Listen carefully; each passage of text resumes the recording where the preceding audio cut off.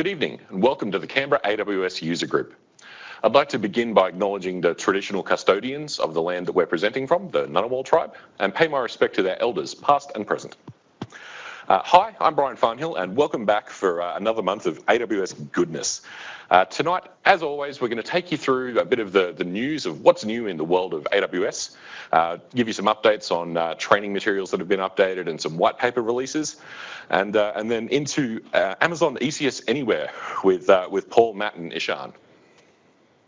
So, as always, I like to call out our YouTube channel.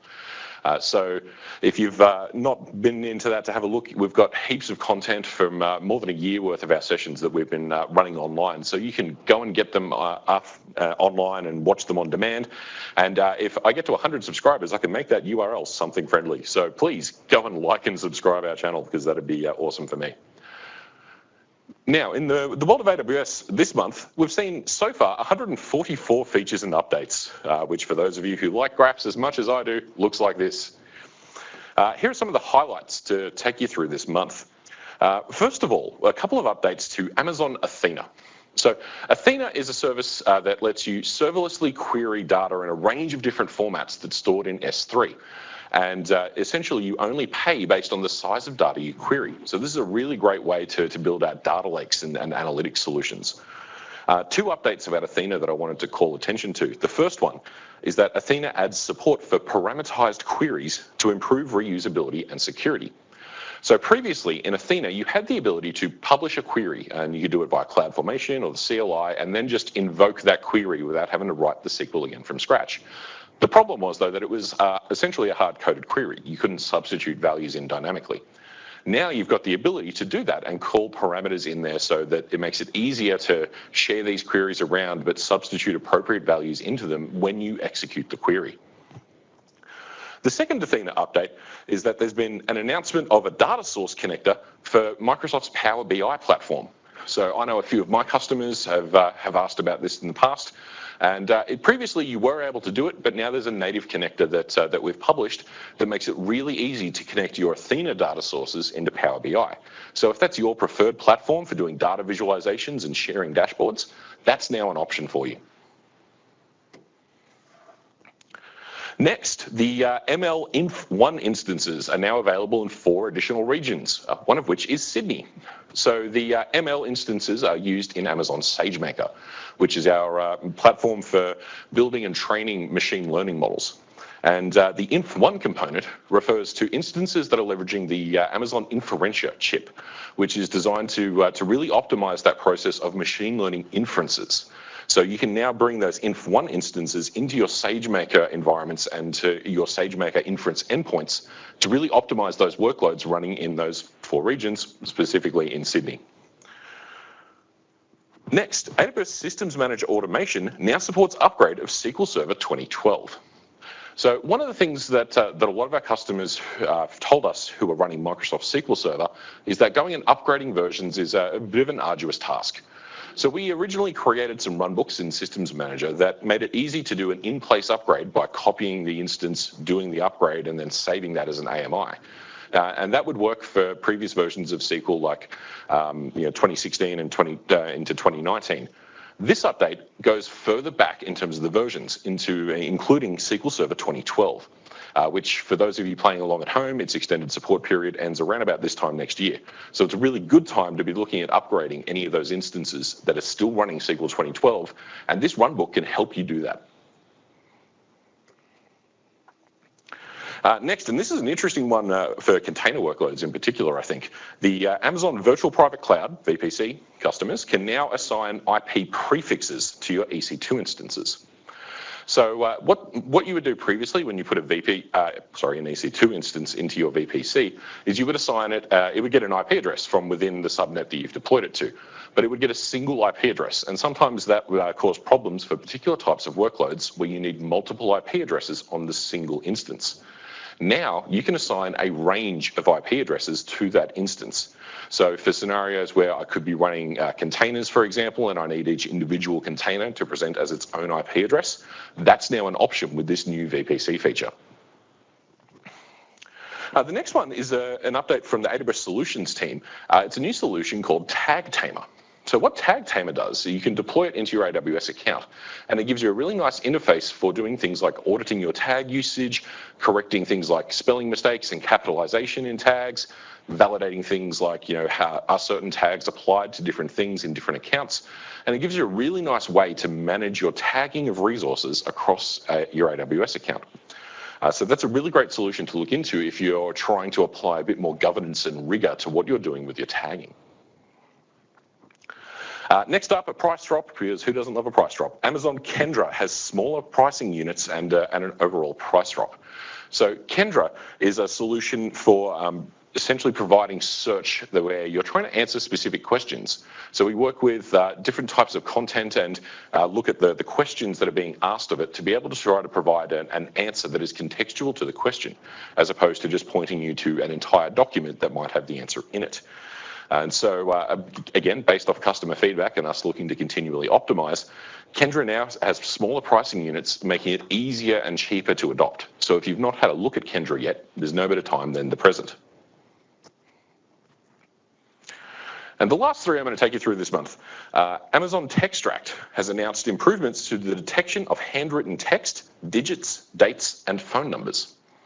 So Textract, for those of you who aren't familiar with it, is essentially a serverless OCR service. So you can hand it different types of images and say, tell me the text that is in that image. And now it's had improvements to its accuracy around handwriting for those particular types of components.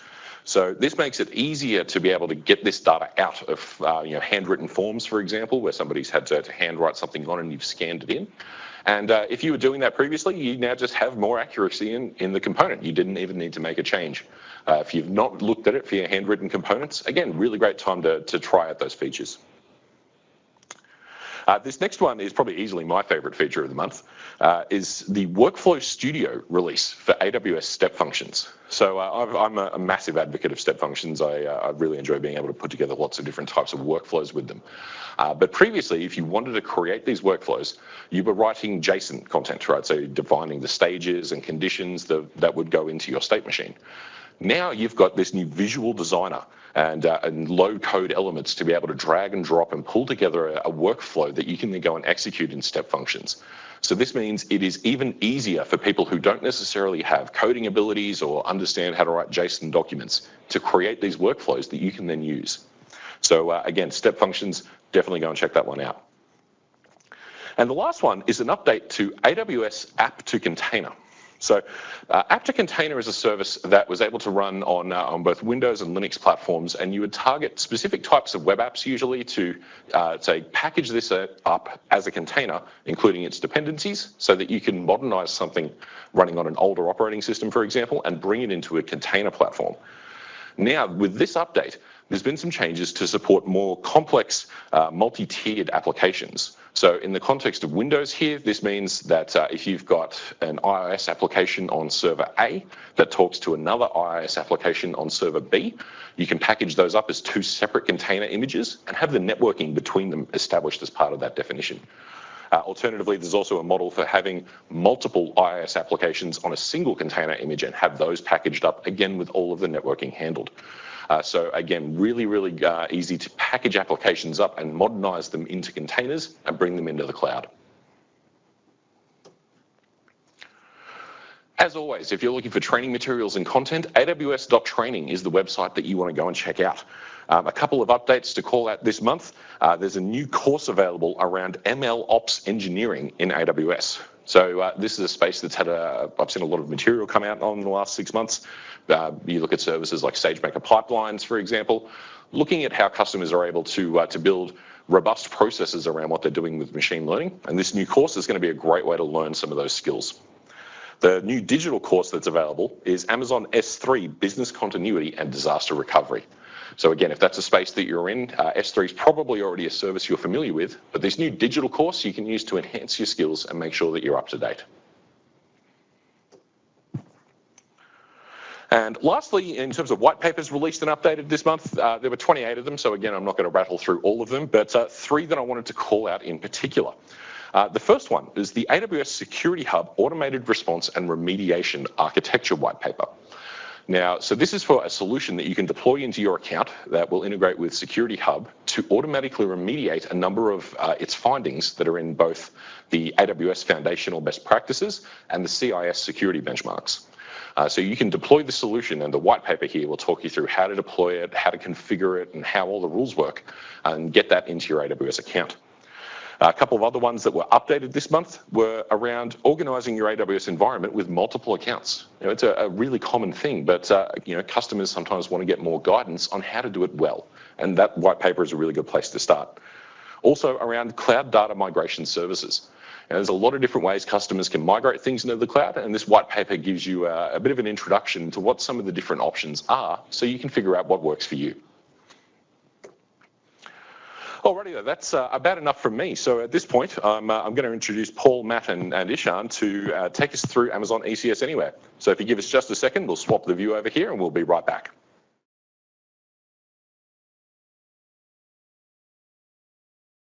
One.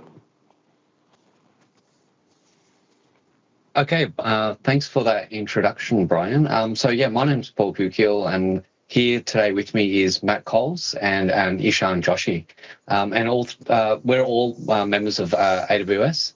I'm a solution architect, so is Ishan, and Matt is a principal technical account manager.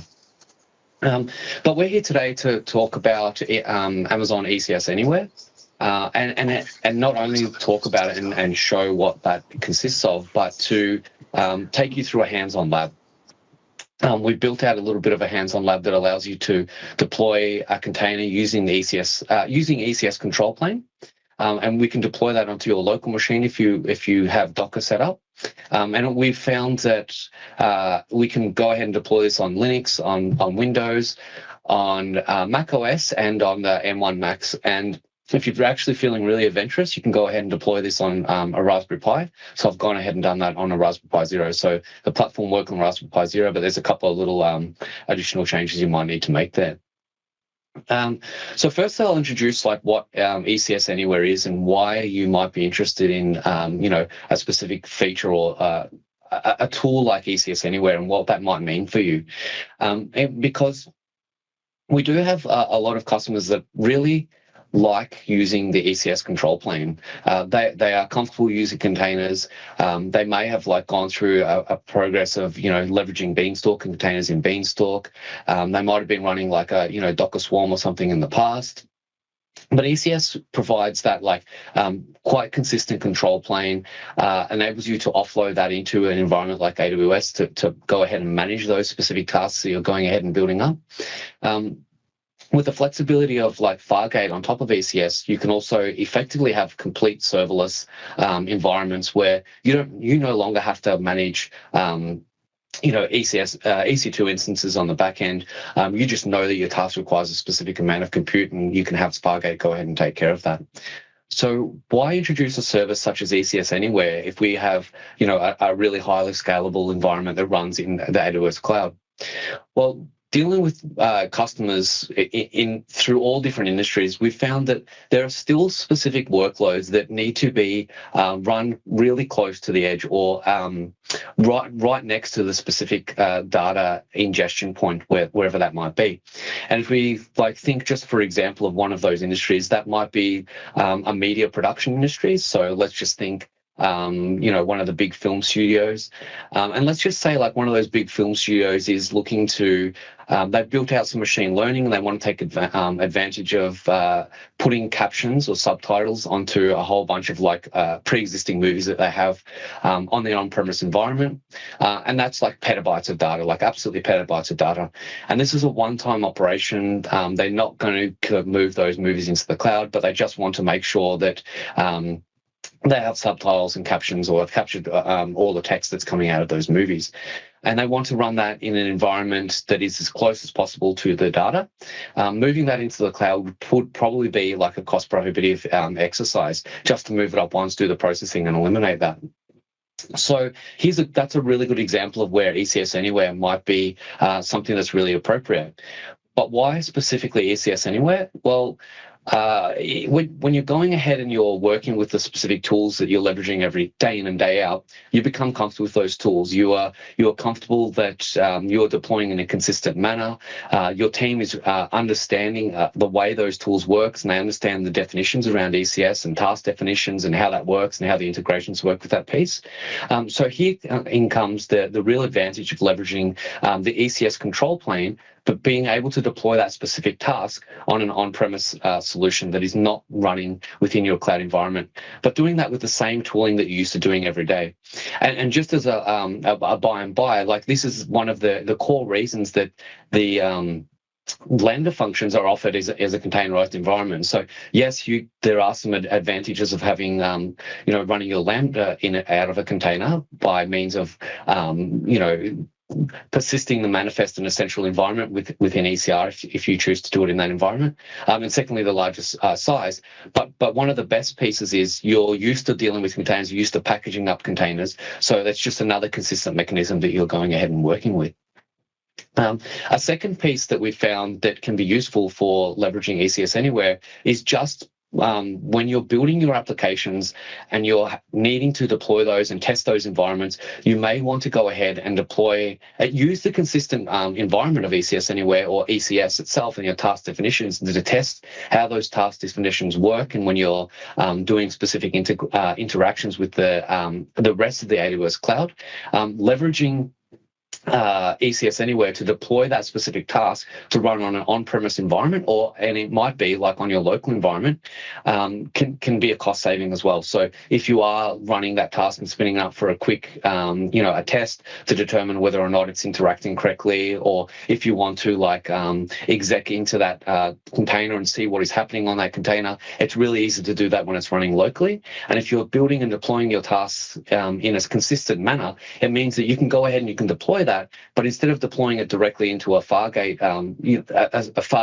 Fargate managed instances within your ECS cluster, or pre-provisioned EC2 instances within that cluster, you can go ahead and deploy that onto your local machine and see what is happening in that task, and do so with no concern about the cost that is happening there, but also you can dive into that container and have a look and see what's going on there. So it can be useful for troubleshooting as well. So what I will do, and just quickly, is I will paste the lab workshop in the Twitch stream. So we've built that as well. Yep. Oh, okay, thanks, Matt. So we have a lab that takes you through end to end how to set that up. The prerequisites here are that you have an AWS account. Really, that's all it is. We've thought about how to do this as easy as possible. If you look at my environment, I'm running a Linux workspace here. It'll run fine in this environment. But if you've got Docker running on your machine, that's all you need. You don't need to set up the AWS credentials locally. The whole process takes care of that for you. So you don't need to even configure specific, do AWS CLI configure or anything like that. It's really quite a simple exercise to go through. If you don't have Docker running locally on your machine, we'll take you through how to run this whole process through Cloud9, and Ishan will take us through that piece there. Now, as part of this application, what we'll be going ahead and deploying is a specific Flask application. So it's just a little Flask application just before step 2, after Ishan's introduced what we're going to go ahead and install on premise. I'll take you through the code that we're going to install, that we're going to run or deploy within a containerized environment from Flask. And that's just, there is no coding involved. You don't have to look at it. I'm just explaining what is actually happening behind the scenes here. And further to that, we'll also explore, and I'll show how I've gone ahead and published that specific container into the ECR public repository. And so that container is available for everyone to pull down. So there is no requirement for anyone to build or publish a specific container. So you're not going to run into any costs for that as well. At this point, I think I'm going to hand over to Ishan, and Ishan will take us through setting up. I'll stop my screen share here, but Ishan will take us through setting up Cloud9, and then talk us through setting up the requirements to build the container environment that we're going to go ahead and run ECS Anywhere. And feel free to go ahead and ask questions. We'll be monitoring and looking through Twitch. So if anyone has a question, one of us will go ahead and read that question out. We'll pause what we're doing, and we'll do our best to answer that question.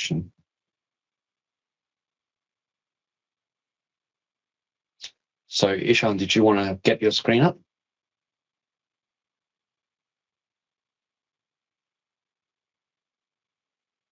and unmute yourself.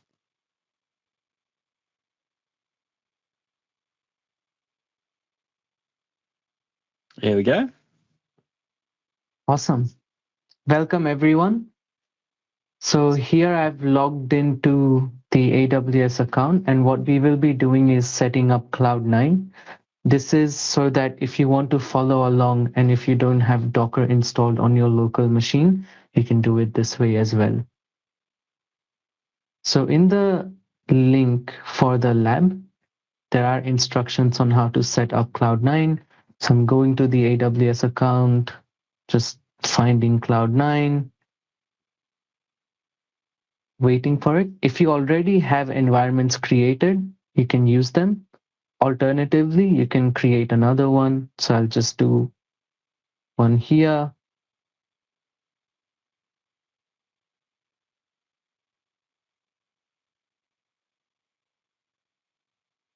You can select an instance type that you like. Leave everything as defaults. Go to the next step. And remember, if you're doing the Cloud9 steps, make sure to decommission it after the workshop, just because this part will cost you a little bit, especially if you choose M5 large. It'll help get the workshop up and running fast. If you wanted to go on to something that was a bit cheaper, like the free tier, go for the tier 2 micro, but some of the Docker commands might be very slow and you've got limited RAM as well. Yep, exactly. We can review all the details here and just create our environment. And all those steps are described in this little guide right here. So you can follow along. I'm just waiting for this to be provisioned.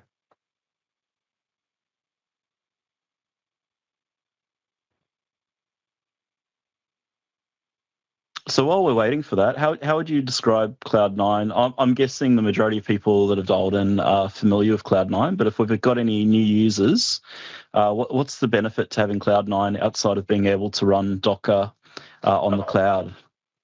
And secondly, like, are any of our users using Cloud9 daily? I know that, like, I would use it definitely multiple times per week for specific work environments, but I know a lot of people at work use it like daily as well. Yeah, I really like Cloud9 because a lot of team members can collaborate with it, and it integrates really well with AWS services, and you don't have to configure the CLI and all of those permissions. It's already done there for you, which is why I kind of really like using it. And it also comes with a lot of tools that you would normally use for development pre-installed. So it has Python, it has Node, it has Java, and all the other good stuff already installed. Yeah, I like the fact it's close to the other AWS resources, so I can talk to them, but mostly out of laziness, right? Like if I don't want to boot up my laptop and I want to pick up the iPad, I can just make a quick change in Cloud9 on the iPad. Yeah. Yeah, for sure. Right, so I will go back to the workshop instructions, and what we will be doing now is setting up our on-premise machine in Docker. So to break that down, this will essentially simulate an on-premise machine using a Docker image. Firstly, we will just have to fetch the required files, so you can run this Git Clone command into the Cloud9 terminal. And once the fetching is complete, you will see this directory being created. And just for anybody following along, these steps are exactly the same if you're running Docker locally. So if you are going to head to do this lab locally, you're ready to go. So the Git Clone step is where we kick off. We just used Cloud9 just in case people didn't have Docker set up locally because it's already pre-configured. So for anybody that is working alongside us, whether you're using Linux, Mac, or Windows, go ahead and clone that repository and start working through the steps as Ishan works through as well. Awesome. Thanks for that, Paul. And we can change directory into what we have just cloned. Actually, well, just before you do that, we do have a question from the audience. So out of curiosity, ECS Anywhere could be used to demonstrate a multi-cloud use case. I think so. From my viewpoint, you could be running ECS Anywhere on like an instance in another cloud, and that would be perfectly fine. The prerequisites for it is that you're going to need to have Docker, you're going to install Amazon Linux, but you pull those things down, they're quite easy to do. So it could help if you're mostly an AWS focused cloud that you want for a critical app to be able to have it running somewhere else just in case. You could run it through on that other cloud. There'll be some networking that you want to think about as well, like because the control plane is going to be on the AWS side. But so if you lose connectivity between on-premise or another cloud and Amazon itself, there's a couple of things that Paul and myself can walk you through in a little bit if we have time. You can do some like network tricks to make sure that that's available and you have like failover routing, etc. We actually did cover this on last time we talked about ECS Anywhere, didn't we, a couple of weeks ago on a session that we did on the AWS Twitch. Yeah, we did. So just to clarify, like it requires the ECS agent and requires SSM. It doesn't have to be run on Amazon Linux. So in this example, the container that we're running is an Amazon Linux container. But as long as you have the ECS agent and the SSM agent, you can run that on a different variant of Linux if you want to. Very nice. Yeah, indeed. I will just take a little detour for people who are using Cloud9. So I'm just quickly going to show you that this instance has about 3 gigs available space, which is not enough for what we will be doing. Conveniently, in the code that you have cloned, there is a file that can help you extend the storage space. So to run that, you can do chmod x and Cloud9, and then run it with Cloud9, and I would prefer something like 30 gigs. And just wait for the underlying volume to be extended so we have more space. All right, we will continue on. All right, so now let's have a look at what the Docker file actually is to build up this image.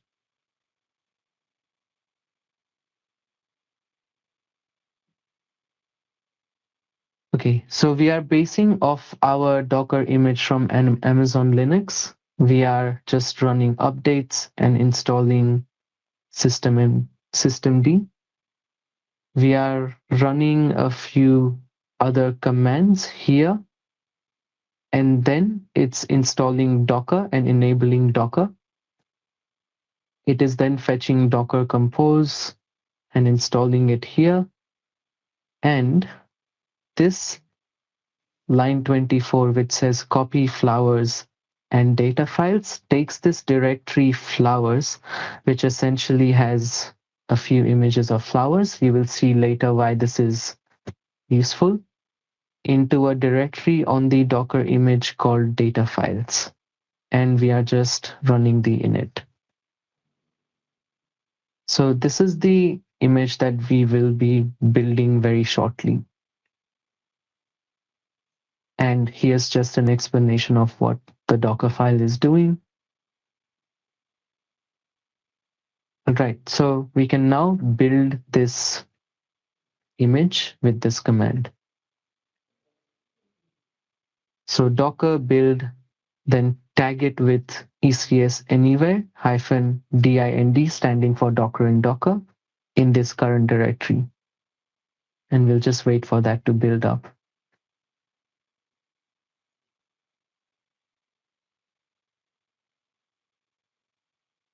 So this is where you might see some of those performance differences. If you went ahead and chose one of the smaller instances, you might see it taking a little bit longer.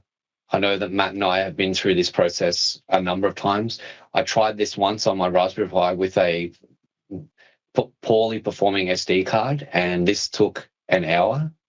And then we tried it at the same time on Matt's M1 iMac, and it took like 30 seconds or something like that. So this is like really hardware dependent, these steps that's going through here, and also like bandwidth dependent as well. So if you've got like pretty fast internet, it's pretty quick, but it probably is pulling down 350, 400 megs worth of data. So if you're running it locally, it's going to flood your network for a minute or so.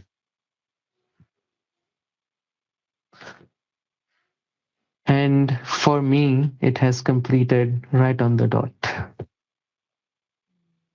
And this image has been built, and it's also been tagged, which we will use later on.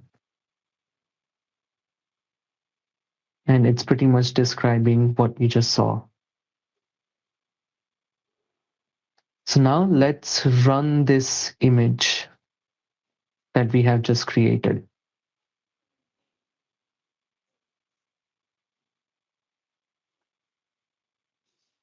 So what it's doing here is running the image in privileged mode, giving it a name ECS Anywhere. The 8080-8090 is just the port mappings. So if we go visit the browser on port 8080, it will then direct it to the containers port 8080 to 8090. And we want to run this image, which we just built.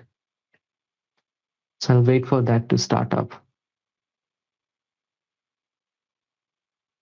And that should be all good to go. So now let's access the terminal of the image that is running. So we can do that using the docker exec command. Docker exec interactive into the image that we just ran and start the bash. And you can see we are into the container now. And as expected, we should see data files with some flowers inside it. So I can verify that by seeing them here, and these are the same flowers.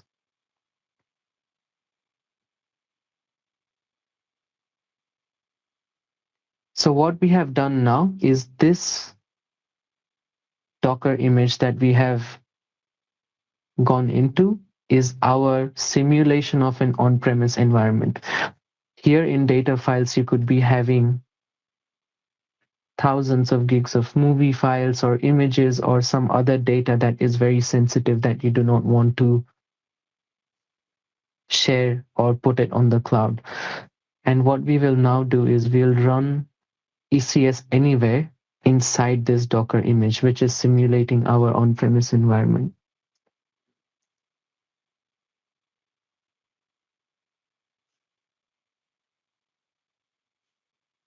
And you have successfully set up your on-premise Docker setup, whether that be in Cloud9 or on your own local machine.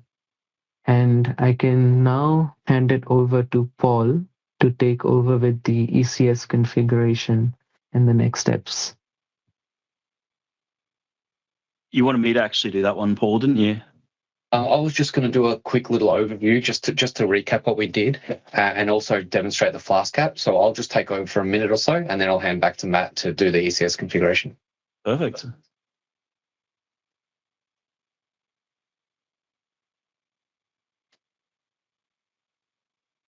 By the way, how did everyone go in chapter 1? I'll ask on the chat as well.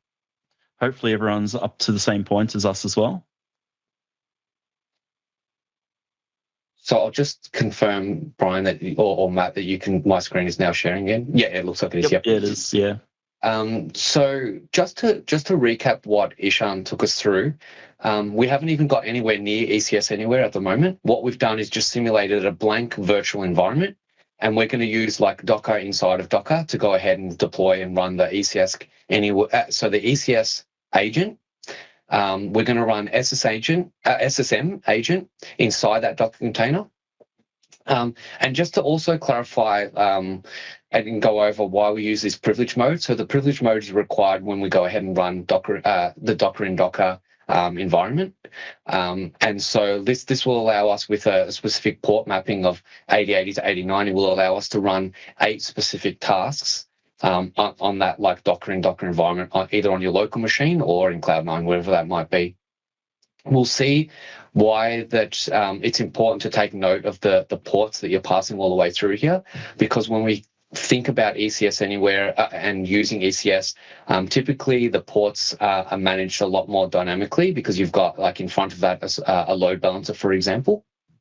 And also, just to recap what Ishan has said, this is like a completely simulated Linux, a completely simulated on-premise environment, which is at this point, for all intents and purposes, at this point we could say that this is itself like a machine that's running on-premise. And this is why we thought this lab was really handy, because installing the SSM agent on my local machine, installing and some of the other configurations that are required, because there are some pieces that are required, including the ECS agent. I kind of don't really want to do that on my laptop. It's like it's a bit annoying. It might leave something hanging over that I have to go ahead and uninstall. So this is why that Docker and Docker environment is important for us today. And just to demonstrate that I've been following along as well, if I look into that data files directory, I will see those images that are in there. Now, to explain what those images are going to do today, I'm going to take you through, this is just an overview of the code, and it's very, very simple. So we should have,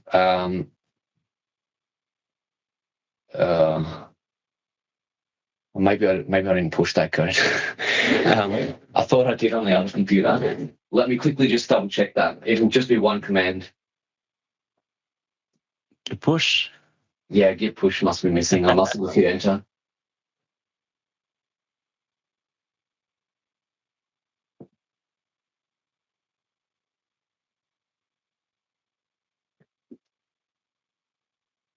Oh, I'm in the README file.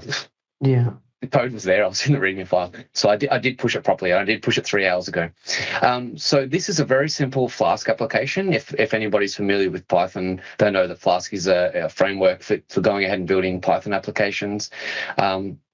Well, I'll show that like this image itself that we're building off and we're publishing has those folders, static/images. I put just a nothing folder in there. This temp file doesn't exist in the container. These folders are completely empty. I put that in there just so that I could commit and push up the empty folders to show that the structure that exists within that container. We'll open up the app.py file and I'll show what's inside. So as you can see, it's a really simple application, and all I'm doing is listing the files, all files within this static images folder. So I take a list of every single file within that. For each one of those, I append it into just a list, and I pass that across to a template. So it's just a list of files being passed across to a template. The template itself is doing nothing other than looping over every one of those and producing like the image tag and displaying that flower. So at the end of the day, the application that we're going to go ahead and deploy should output some HTML that has 5 image tags listing those flowers that are running on that, the flower files are running on that host, so that on-premise environment.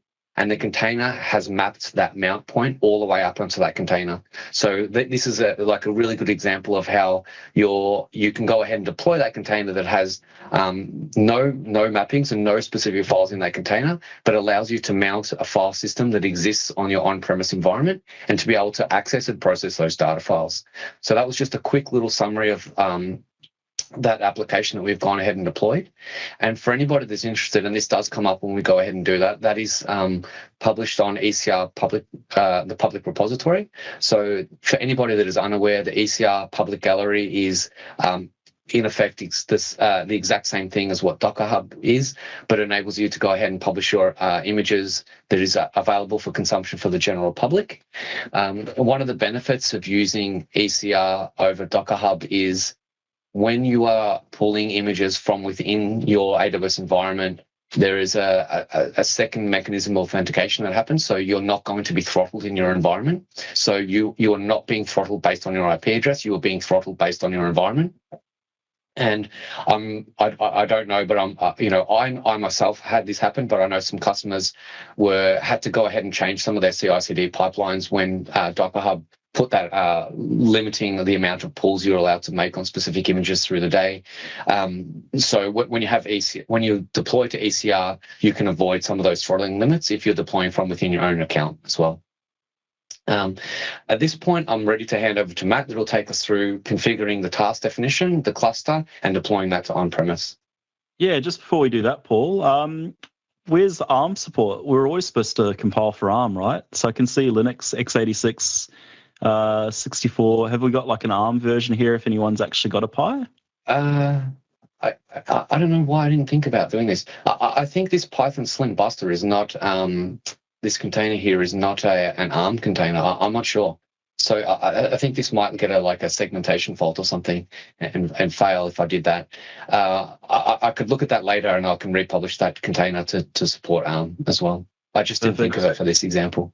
If anyone actually is using a Raspberry Pi as per the subject, we can always give another ECR image that's going to work on the Pi, because we did have like these bizarrely animated images that were like flashing all over the screen. We made like a tiny little really silly app that worked. I have that container. Oh, actually, no, I didn't push the container up for that. So I'll find that image and I'll republish that. I can just publish over the top of that and include ARM as well. So good call out there, man. Perfect. Excellent. So what I'll do now is I will get my screen share up and working. I've tried to get the layout so everything will fit. So hopefully that looks okay for everyone. Hopefully everything's like an okay size. It doesn't look too squeezy.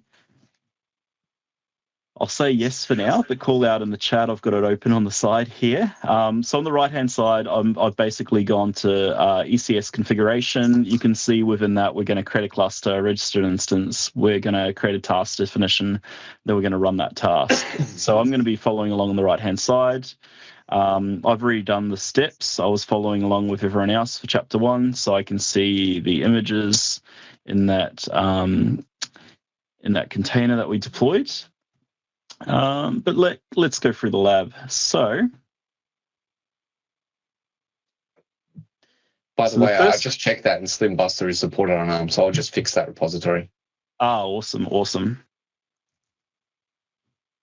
There should be I should be getting paid in shares for the amount of callouts I do for ARM. So should you, Paul, actually. Okay, so we're going to open up ECS through the AWS console. I think this is going to be a fairly clean account, right? So let's have a look at the clusters. So yeah, there's nothing running at all at the moment in this particular account. I'm in Sydney region, but if you're using Cloud9, make sure you're in the region that you span Cloud9 up for. So quick call out to that. It looks like we're just going to go straight for the nice blue button. So we're going to create a cluster. Now, the next thing is it's going to be networking only, right? So we're going to choose this particular cluster. So we'll just go to the next step and make sure networking only is blue. We're going to give it a name. I'm just going to keep to the tutorial, ECS Anywhere. And we don't have to do anything else here, so we can just go create. So that was successfully created. I can just hit the view cluster button, and that will bring me to my cluster. Now it's looking a little bit sad and lonely, but that will be fixed in a few minutes, I'm sure. So we're going to register an instance. So this is going to be a little bit different to what you're used to with regular ECS. So we're actually going to go into ECS instances, and we're going to click this register external instances button, if I remember. Yeah. So we'll click that button. And what this is going to allow us to do is effectively connect to ECS Anywhere that we're going to have locally on our machine. So we are going to just hit next step. Doesn't look like we need to do anything else there. We'll just wait a second. Yeah, step 2 is the important one. So step 2, what I'm going to do is I'm going to register an external instance. And so what we're actually going to do is we're actually going to execute this command in the Docker container. So I'm going to copy that, and I'm going to go to my terminal. And so this isn't my local desktop, like where I've got all my video games and all that installed, feed the cat, etc. This is 100% going to be done in that Docker container. So you make sure you're in that bash, you're in that Docker container within bash. And what we're going to do is we're going to effectively paste that in here. If my copy pasta magic works for me today, let me try that again. Let's use this. Yeah, here we go. And we're effectively going to hit enter on this. So this is just going to run through a few things. So it's going to follow an ECS install script, pulling down Amazon to core. So this was the step that, if I remember correctly, this is the part that took a while to do on the Raspberry Pi with the somewhat faulty memory card. So this took us like an hour to get it running on that, but on this Mac, it should only take a couple of minutes to pull down. Because we do a lot of streaming, I'm on Cat 6, so fingers crossed NBN and Cat 6 is okay. And no one's hogging the internet tonight in Australia. If you are running this on Raspberry Pi, there was a I had to do a little bit of a troubleshooting to see what was happening there, and that was specifically around the way the underlying virtual file system was working.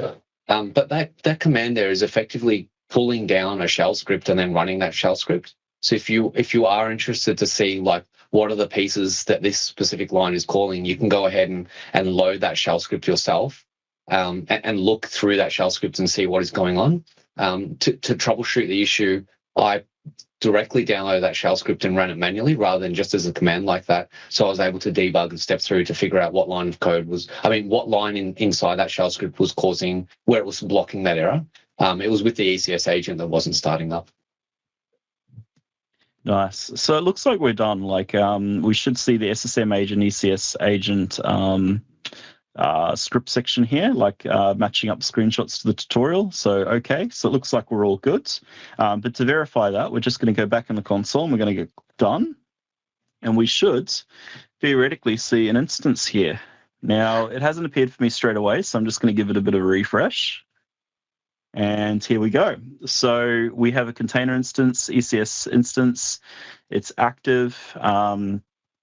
See, it's got the agent installed. It's got some memory and CPU available. So we're looking good. So let's see what's in store for us next. So the next thing we're going to have to do is we're going to have to navigate over to task definitions on the left-hand side. We are going to create a new task definition.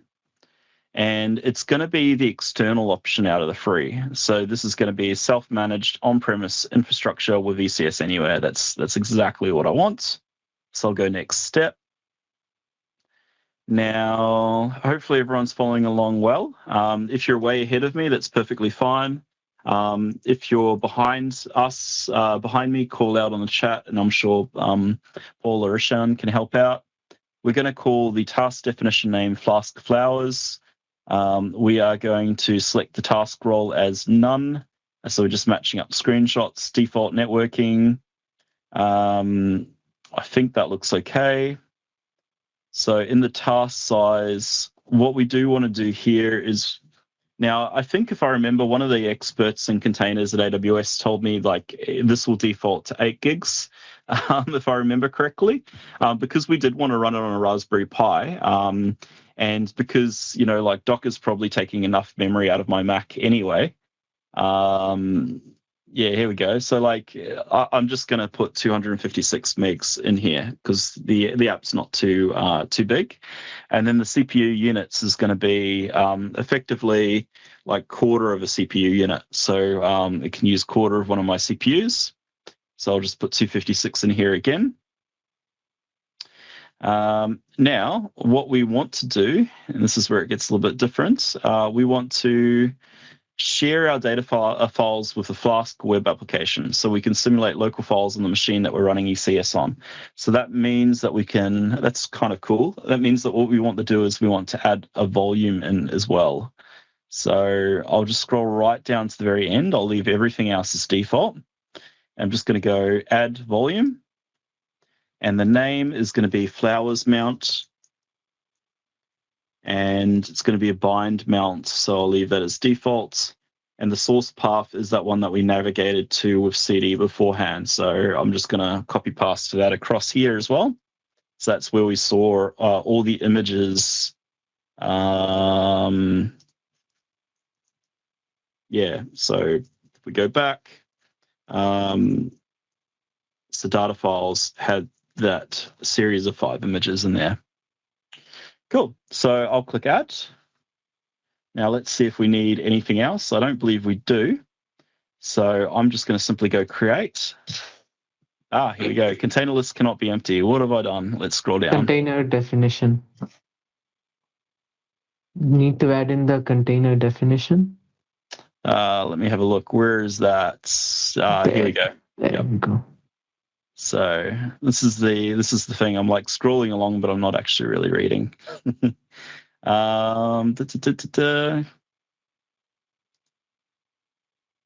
was just after the volume step, man. Yeah. Yep, you got it. Yeah. Just after the volume step. No, you were in the right section. I was like, yeah, I'm getting confused. Okay, so we just scroll back up and we go add container, flask flowers. Here we go. And in the image, we're going to paste this, so it's going to pull from ECR. Okay, cool. Can you also remove the little enter, like the line break at the end of the image? There's a... It's I think I've removed it. I just did that before. Okay. Cool, Yep. cool. Now we're going to go to private. It's going to be unchecked. Memory limits, it's going to be 128 is the default, but I'll just add it in there anyway. And then port mappings. Actually, that was a good call out. I remember this when we were doing ECS Anywhere the other week. We were like, we'll just leave it at 128, it should default, but you actually physically had to put it in for it to be configured. So the next part was port mapping. So I'm going to go 8080 host port to the container port of 5000. And let's see. So now we need to touch the mount ports. So let's have a look. Storage and logging. Here we go. So we're going to choose that flowers mounts. And then in the container path, we're going to grab that and paste that there. If I've done that right. And then we're going to click add down the bottom. I think that looks right. And then now, hopefully down the very bottom, I can create. Container list can't be empty. Let's see what I've done. Did it not? Yeah, what's happening here? This is the fun of doing these things live.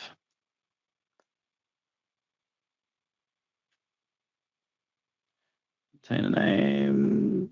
So where are we? Lost flowers again. Why did that not save before? The image, remove the white space. 128. Port mapping was 8080 by 5000. And then we go down to mount points. Flowers mount and container path will be as this.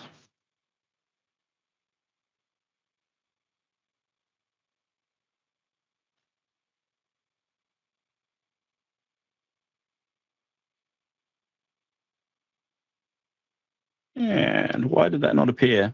Maybe that's some sort of UI glitch. I just like refresh that bit and just do it again, Matt. Yeah, let's have a look.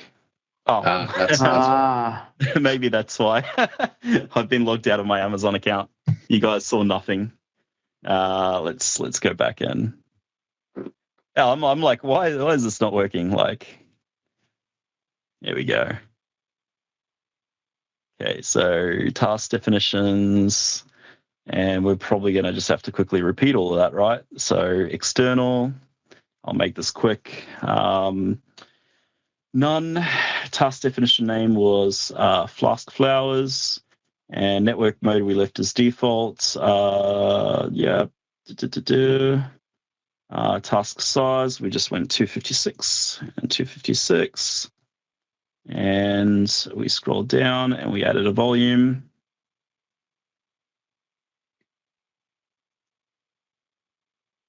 And just added that in there. And then we scrolled back up, we added this container.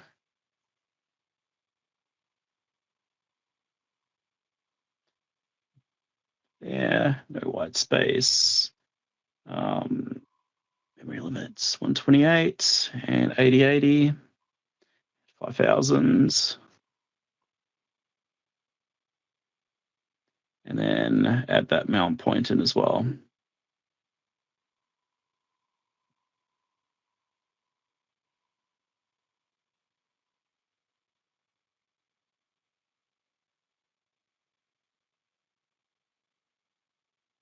There we go. That's looking much better. Yeah. I must have timed out. I've been using this account all day. Cool. So I'm going to hit create, and that's looking much healthier. So that was successful. I'm sure everyone's outpaced me in this tutorial now. So what we want to do is we want to run the task from the ECS console and verify that it shows up in the Docker container. So what we're going to do is we're just going to do a Docker PS, see what's running. And so I'm going to do that back here in my terminal. I'm not going to use, let me just double check. Yeah, here we go. So the ECS agent is definitely running. And I just use that bash terminal from within Docker because this is Docker and Docker. And now what we want to do is we want to go to the clusters page, and then we want to run a new task. So I'll just go back to clusters. I've got this cluster here, and I'm just going to go into task, run that new task. And I'm guessing that I want an external launch type. Yep. And in the task definition, Flask Flowers, revision 1, that looks pretty good. Only one task. And yeah. So I'll just go run task down the very bottom, create task. And now this might take a little bit, so it's in pending at the moment. So I'll wait for it to go to running, and then I should be able to do a Docker PS if I remember again. And I should be able to see that container running, and I should be able to theoretically navigate to it if I remember correctly. Yeah, so that container will run alongside the agent. And this is what I was saying earlier. If you wanted to, you could exec into that container running inside your original container and poke around inside it. Yep. There you go. You can see it. So it's pulled it down already. So it's gone ahead and told the agent to deploy that container. Yep. Yep. And there we go. I can see in the AWS console that's running as well.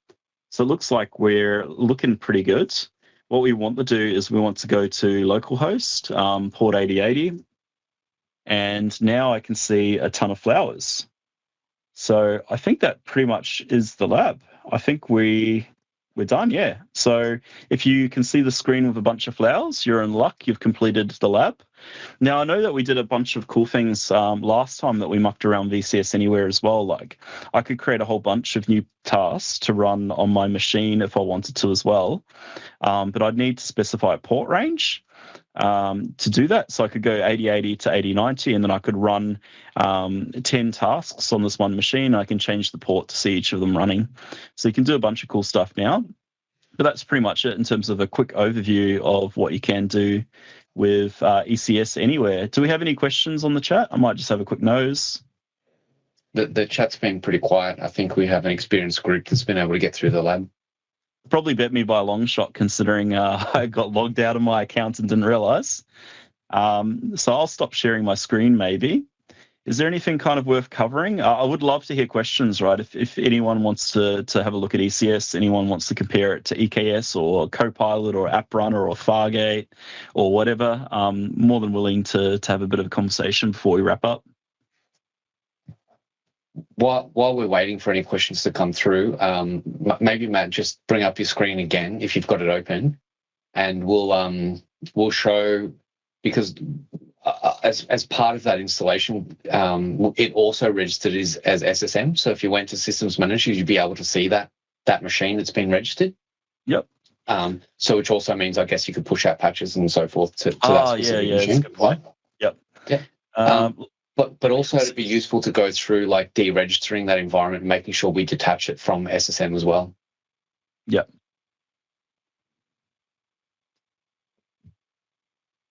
Now I'm guessing this is the managed instance. ECS external, this has to be it, right? If you clicked on file system, you should. Actually, I don't think the permissions are set up to do that. It's running the agent, but it's not doing everything permission-wise that you can do with Systems Manager. If you wanted to, you could go ahead and change those permissions and grant the permissions for that. Yep. Yeah, so automated patching is pretty cool because it means I don't have to worry about that from a sysadmin point of view. I can use Systems Manager to roll out patches to whatever I've got on premise with the cluster. So what we should do, let's just see. Actually, we've got one question coming in. How does the authentication work between the external host and AWS? How is it secured? So that's a good question. Paul, have you explored much of that area? I can add my view, but I'm probably not going to be as experienced on that one as you.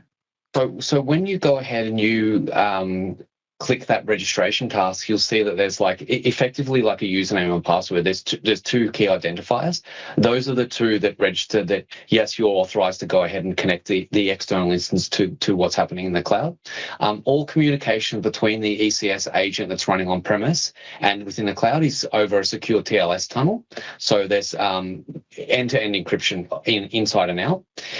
When you saw Matt defining those tasks, you can then go ahead and set up the specific roles. So if you needed your application to, let's just say that on-premise application was processing some of that metadata on-premise, but wanted to take the resulting textual outcome, and let's take, for example, that you were processing media files and taking the words out of the back of that and load that into an S3 bucket, that's where you would go ahead and define that IAM role. So you can push a role down onto that task that's running within that environment, and that will grant you the access. And of course, it's AWS, so least privileges is what we would encourage you to use. So if you needed to be able to put to an S3 bucket, you would set up that IAM role to have that specific permission. But every bit of communication in and out of the cloud is done over TLS. Yeah, hopefully that covers it. The next one that we had coming in was, can you use AWS CDK to build ECS Anywhere type of infrastructure? So I actually don't know the answer to it myself, so I was just going to bring up the ECS documentation and see if I can very simply see a way of doing that. I don't see any ECS Anywhere as an option here, but let's go thinking where we might see that in the docs. I'm just cutting here. I'm actually pretty sure that you could do the task definitions and that sort of stuff. As CloudFormation and CDK. Yeah, the cluster, the task definitions, and the tasks, all of that can be all defined in CDK. But registering the instance is something that requires you to actually go ahead and do something. So that would require some additional steps. I'm guessing that there might be some possibility to use a custom resource to go ahead and do that, but that would probably require some tinkering. But remember that registration of the on-premise is a one-time thing. So you'll do that once, which is registering that external instance. Excellent. Do we have any other questions from the group? Just show how you can deregister that and shut that all down, just so that everybody knows how to cleanly turn that all off. Yeah, so in Systems Manager, where we were before, I can just deregister this managed instance. Yeah, just do it from just don't do it there, mate. Do it from ECS. Yep.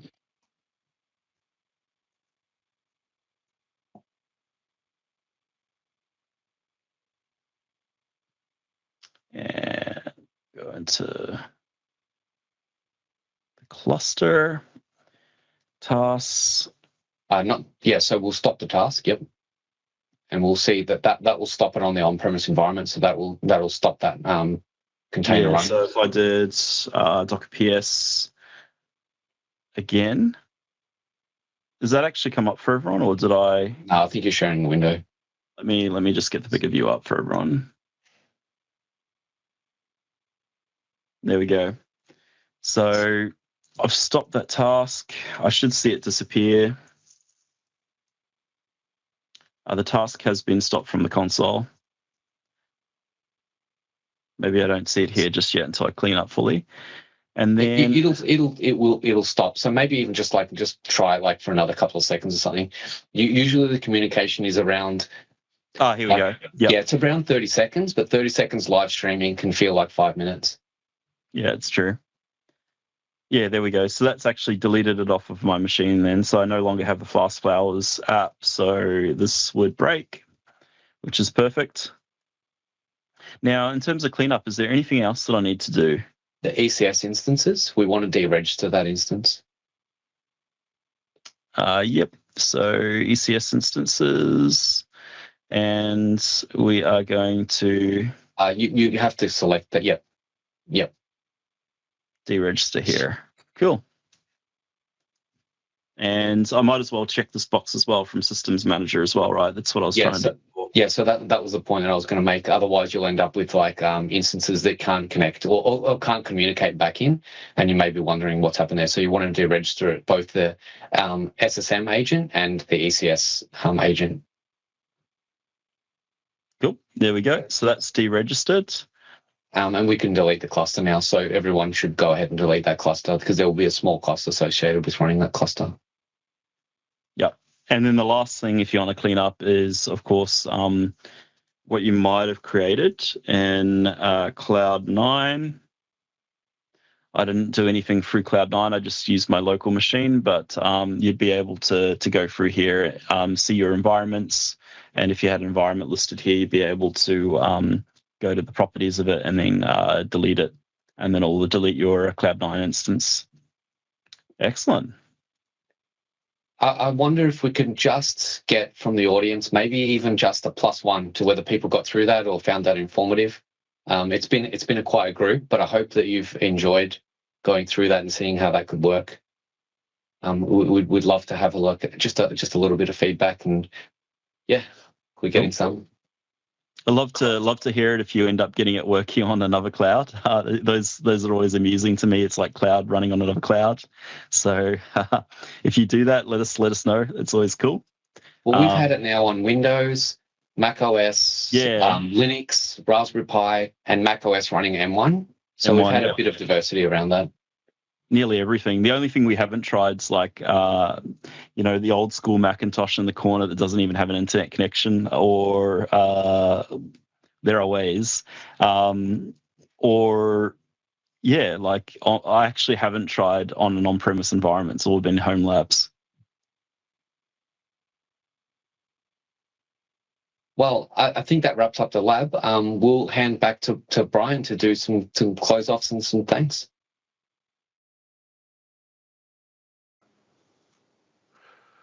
Excellent. Thanks very much, guys, for that run through ECS Anywhere.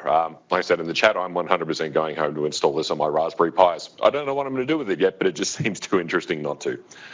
So to wrap up, the last couple of things that we like to throw out there is to ask, what do you want to hear?